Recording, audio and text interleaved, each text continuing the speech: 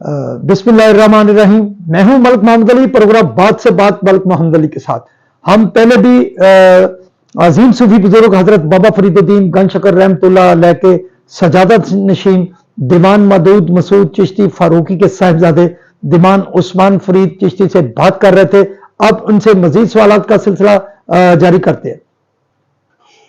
782वें उर्स की तकरीबात जल्द शुरू होने वाली हैं, तो क्या इंतजामी हवाले से जो अभी दरबार की तज़ीन व आराइश भी हो रही है, क्या आप मुतमिन हैं कि उर्स से पहले पहले कुछ काम कंप्लीट हो जाएगा और ज़ायरीन को कुछ आसानियां हो जाएंगी? जी, इसमें जो है एक मैं थोड़ा सा इसमें ऐड करना चाहूँगा कि उर्स मुबारक जो हजूर बाबा साहब रहमतुल्लाह अलैह के, ये 3 कैटेगरी में जो है मुश्तमिल है, जिसमें फर्स्ट कैटेगरी जो है वो दीवान फैमिली की है, जिन्होंने 15 रोज़ा रसूमात तमाम परफॉर्म अदायगी करनी है, और वो जो भी उनका टाइम सदियों से बुजुर्गों का चला आ रहा है उस हिसाब से वो रसूमात करते हैं। सेकंड पार्ट्स में जो है वो महकमा औकाफ है, जिसने तमाम फंड जो है वो रिलीज करना है और तमाम रसूमात और उर्स के जो अखराजात है उसको मैनेज करना है। तीसरा पार्ट जो है वो सिक्योरिटी का है और इंतजामात क्या है इन आउट होने के लिए, पब्लिक के लिए, क्योंकि क्राउड ज्यादा हो जाता है तो कोई मिसहैप ना हो जाए जिस तरह पिछले सालों में हुआ है। तो तीसरा पार्ट जो है वो महकमा पुलिस और महकमा डीसी इंतजामिया के, यानी डिस्ट्रिक्ट इंतजामिया और पुलिस का है। उन्होंने तमाम शहर में मैनेजमेंट करनी है ताकि लोग आसानी से सहूलत के साथ आएं और हाजिरी पेश करें और उसी तरह वो इज्जत नफ्स उनकी मजरू ना हो तो उसी तरह वो चले जाएं। लेकिन इसमें मैं हुकूमत वक्त और बिलखसूस मुस्लिम लीग नून जिनकी अभी मौजूदा प्रेजेंट हुकूमत है कि ये उसी जो तरीके को फॉलो किया करे जो पिछले चंद सालों में अच्छी एक्सरसाइज हुई हैं। हमारे यहाँ मसला ये होता है कि तमाम गेट्स जो हैं वो बिल्कुल सील कर दिए जाते हैं और ट्रैफिक उनमें बहुत ज्यादा जाम हो जाती है।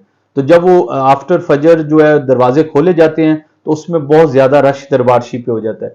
अगर ये गेट वक्फे वक्फे से खुलते रहें, लोगों को रिलीज किया जाए ताकि लोग ज्यादा से ज्यादा दरबारशी से होकर वो जो है अपने घरों को चले जाएं, तो उसमें ये पिछले 2 साल में ये एक्सरसाइज हुई अल्हम्दुलिल्लाह। इंतजामिया और दीवान फैमिली की बामी रजामंदी से इन गेटों को खोला गया और लोगों को जो है आगे पास किया गया, क्योंकि लाइन की जो लेंथ है हेड एंड टेल वो तकरीबन 3-4 किलोमीटर होता है। तो जब इस पॉइंट में लोग ऐड होते हैं तो उसमें लोग ज्यादा से ज्यादा जो है गुजर जाते हैं। तो अल्हम्दुलिल्लाह हमने ये 2 साल का हमारे पास हाली रिकॉर्ड है जिसमें हमारे पिछले डीपीओ साहब और प्रेजेंट डीपीओ साहब ने इस चीज को एग्री किया और अल्हम्दुलिल्लाह ये उर्स जो पिछले 40 साल की तरीकों से बेहतर उर्स गुजरे हैं। उसकी वजह है कि जब बामी रजामंदी तीनों अदारों की हो जाती है तो आपस में कोऑर्डिनेशन हो जाती है, तो हर मामलात में बेहतरी आ जाती है, क्योंकि ये इतना बड़ा इवेंट है। पाकिस्तान में इससे बड़ा इवेंट कहीं नहीं आपको मिलता, और बिलखुसूस इंडिया में भी खानदान चिश्त की जितनी भी दरगाहें हैं वहां पे भी इतना बड़ा इवेंट नहीं मिलता जिसमें लाखों लोगों की इन्वॉल्वमेंट और लाखों लोगों का आना जाना हो। इसमें मैं एक और भी गुजारिश करूंगा बिलखुसूस फिर इंतजामिया से कि इंतजामात को हम बेहतर से बेहतर करें। जितने हम बेहतर करेंगे उतने बाबा जी के मुरीद हमसे राजी होंगे और अल्लाह भी राजी होगा, उसका रसूल भी राजी होंगे और हजूर बाबा जी भी हम सबसे राजी होंगे। उम्मीद करता हूं कि इस साल भी बेहतर इंतजाम। एक और सवाल दीवान साहब कि बहिश्ती दरवाजा की रसूमात की अदायगी से कबल और जब बहिश्ती दरवाजा की कुफल कुशाई हो जाती है तो फिर एक रस्म आती है जिसमें कौड़ियां तकसीम होती हैं, पेचे तकसीम होते हैं, और इनकी जो रवायात है ये क्या रवायत है? हज़रत निज़ामुद्दीन औलिया रहमतुल्लाह अलैह ने जब बाबा जी के पोतों में सजादगी का फैसला फरमाया तो बाबा जी के आस्थाने से जो जिस दस्तार को रंग लगा था तो वो आपने मुरीदों में बतौर तबरक तकसीम की थी। ये वही रसूमात है। और साथ जो कौड़ियों की रस्म है, क्योंकि ये वक्त का सिक्का था, पैसे थे, करेंसी थी, तो उस वजह से उस करेंसी को भी तकसीम किया गया। तो आज कौड़ी जो है वो करेंसी नहीं है, लेकिन उसी रस्म को आज तक जारी और सारी किया गया।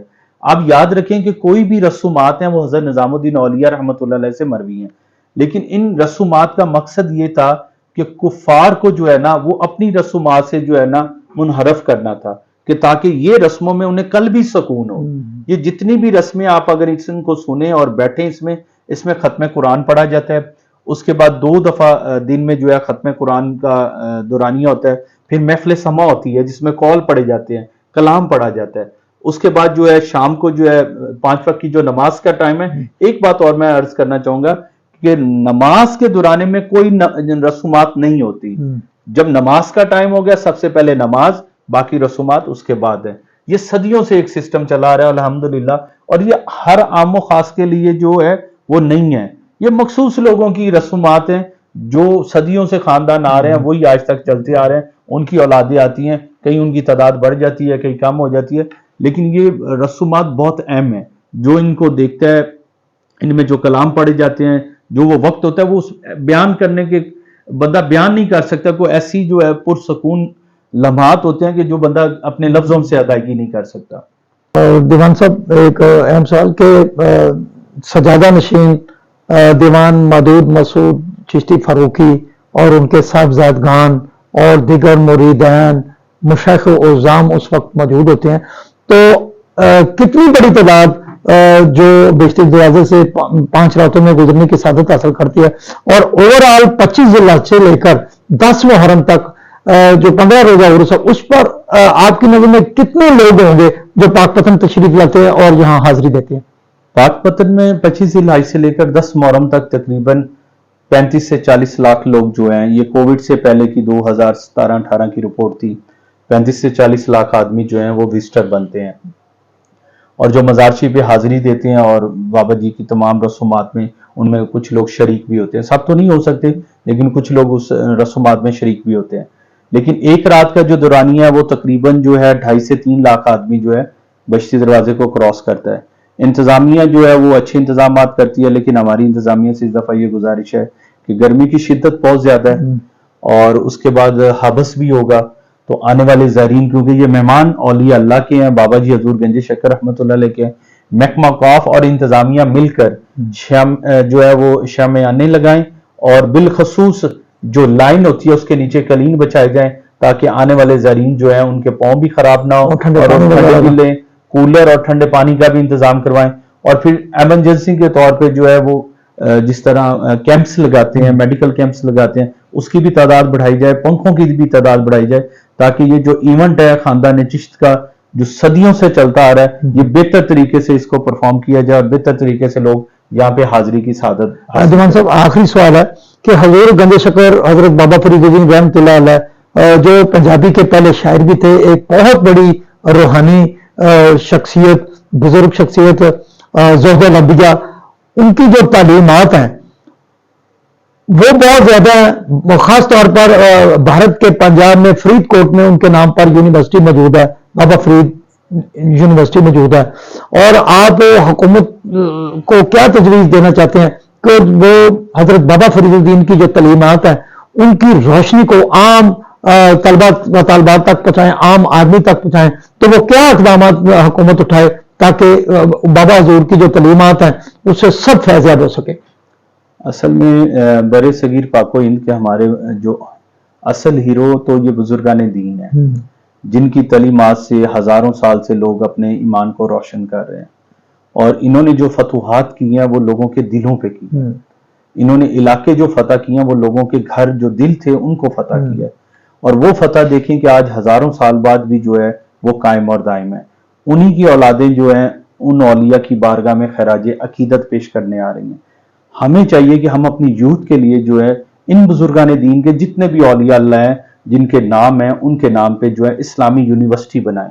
اگر ہم یہ نہیں کر سکتے تو کوئی ایسے سلیبس ہم تیار کریں کہ جو ان کے جو پیریڈز میں جو ہے وہ پڑھائے جائیں، کہ اس کا سبجیکٹ ایک لازمی ہونا چاہیے کہ صوفیاء کی تعلیمات کیا تھی، ان کا طور طریقہ کیا تھا، انہوں نے امت کو میسیج کیا ڈیلیور کیا.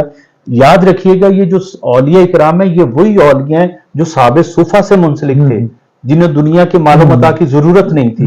وہ حضور نبی رحمت صلی اللہ علیہ وسلم کی بارگاہ عالیہ میں آتے تھے، بیٹھتے تھے، حضور کے چہرے انور کی زیارت کرتے تھے، اور آپ کی حدیثوں سے اور آپ کے اقوال سے جو ہے وہ فائدہ اٹھاتے تھے. لیکن آج جو ہے ہمارا انگلش دور آ گیا، ہم یہ فوکس کرتے ہیں کہ ہمارے بچے جو وہ انگلش تعلیم زیادہ حاصل کریں، لیکن اس کا نقصان ہمیں کیا ہوتا ہے کہ ہم اپنے بچوں کو جب تعلیم دلوا دیتے ہیں تو ہم ان سے محروم ہو جاتے ہیں.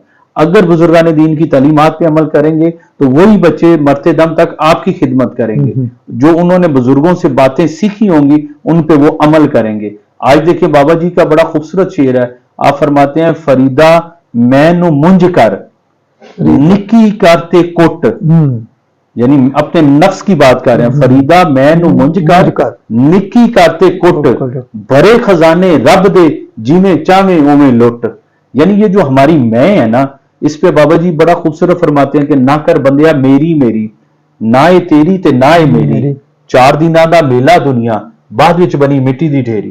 तो ये जो मैं का लफ्ज है ना, इन्होंने अपने नफ्स को जो है ना वो मारा है। और फिर आम आदमी जो है उसको एक दफा मौत होती है, जो अल्लाह के औलिया होते हैं ये बार बार मौत का जो है जायका चखते हैं। इनमें उस मौत के जायके में लज्जत इतनी आती है कि ये अपने नफ्स को हर बात पे मारते हैं कि जो नफसानी ख्वाहिशात का हमारे अंदर पहाड़ उबलता है और पैदा होता है, उसको ये इस तरह खत्म कर देते हैं कि इन्हें दुनिया की तो तलब ही नहीं रह जाती। और फिर देखें, जिसने अल्लाह और उसके रसूल को राजी किया और बिलखसूस दीन मोहम्मदी के मुताबिक अपनी जिंदगी गुजारी, यानी पहली जो सीढ़ी मुसलमान के लिए बनती है वो शरीयत की है, दूसरी सीढ़ी जो बनती है वो शरीयत के साथ तरीकत की है, तीसरी सीढ़ी जो बनती है वो शरीयत के साथ तरीकत और तरीकत के साथ हकीकत की जिंदगी है।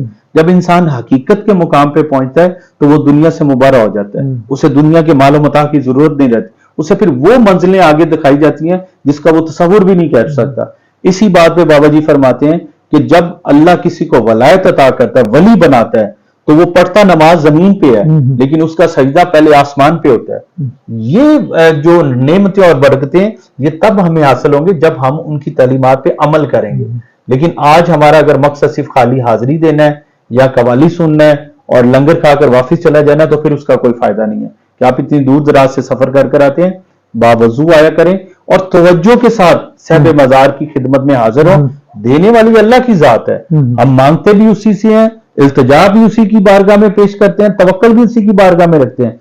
लेकिन हमें ये यकीन है इस बात का कि ये अल्लाह के औलिया जो है, अल्लाह जिस तरह इनसे राजी हुआ है, इनकी बारगाह में हम अपने लिए इनके तुफैल और इनके तुफैल जो हम पीछे दुआ मांगेंगे तो हमारे आगे और पीछे वालों का भला हो जाएगा, क्योंकि देने वाली अल्लाह की जात है। लेकिन इनके वसीले से जब हम दुआ मांगेंगे कि या अल्लाह, जिस तरह कुरान पाक की अगर हम हवाला ले लें, इहदिनस सिरातल मुस्तकीम, अल्लाह हमें सीधा रास्ता दिखा दे, सिरातल लज़ीना अनअमता अलैहिम, उन लोगों का रास्ता जिन पे तूने इनाम किया है, ना वो लोग जो तुझसे गुमराह हुए और ना वो लोग जिन पे तेरा अज़ाब हुआ। या हर नमाज में ये दुआ पढ़ते हैं और जब क़याम की हालत में बैठते हैं तो क्या पढ़ते हैं? अस्सलामु अलैका अय्युहन नबिय्यु व रहमतुल्लाहि व बरकातुहू, अस्सलामु अलैना व अला इबादिल्लाहि सालिहीन। वो सालिहीन बंदे कौन है? वो सालिहीन बंदे अंबिया अलैहिस्सलाम है, वो सालिहीन बंदे औलिया इकराम है, वो सालिहीन जो है सहाबा इकराम है, ताबी हैं, तबा ताबिईन है, शहीदान इस्लाम है। ये वो लोग हैं जिनकी तालीमात पे हमने अमल करना है। बाबा जी से मोहब्बत, अकीदत, उनसे उल्फत इसी बात पे है कि उनके बताए हुए रास्तों पे अपनी जिंदगी गुजारना। जी, ये थे हमारे साथ आज अजीम सूफी बुजुर्ग हजरत बाबा फरीदुद्दीन गंज शकर रहमतुल्लाह अलैह की औलाद दीवान उस्मान फरीद चिश्ती। हम उनका शुक्रिया अदा करते हैं कि उन्होंने हमारे चैनल को वक्त दिया। और सलाम पाकिस्तान, सलाम ओवरसीज, अल्लाह हाफिज।